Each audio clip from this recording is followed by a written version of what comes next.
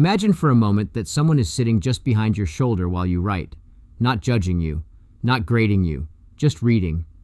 This invisible reader is patient, but they are also honest in a quiet way.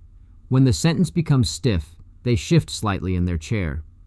When the paragraph wanders, they glance toward the door.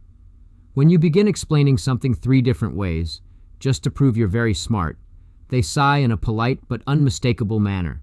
But when something true appears on the page, even a small, slightly awkward truth, they lean forward. Writers forget this person exists. We begin performing for imaginary critics or professors or the algorithmic overlords of the internet. Suddenly the sentences become elaborate. Words arrive wearing tuxedos. Everything sounds impressive, but somehow less alive. Meanwhile, the invisible reader is still sitting there, waiting for the moment when the performance stops and the conversation begins. Because the real reader is simpler than we think. They want clarity. They want a little surprise. Mostly they want to feel that a real human being is speaking to them, rather than a machine that has recently learned how to use semicolons. This reader is generous. They don't demand perfection.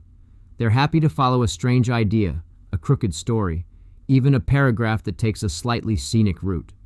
What they don't enjoy is the feeling that the writer is hiding behind fancy language, like a person speaking through a megaphone while standing behind a curtain. So a useful writing habit is to stop and ask a small question. Would my invisible reader keep leaning forward? If the answer is yes, wonderful. Keep going.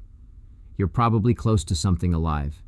If the answer is no, the solution isn't to add more complexity.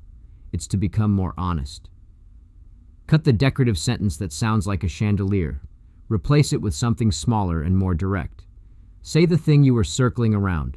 You'll notice something curious. The invisible reader moves a little closer. And once they do, the strange miracle of writing begins. 2 people who have never met are suddenly having the same thought at the same time. Thanks for listening.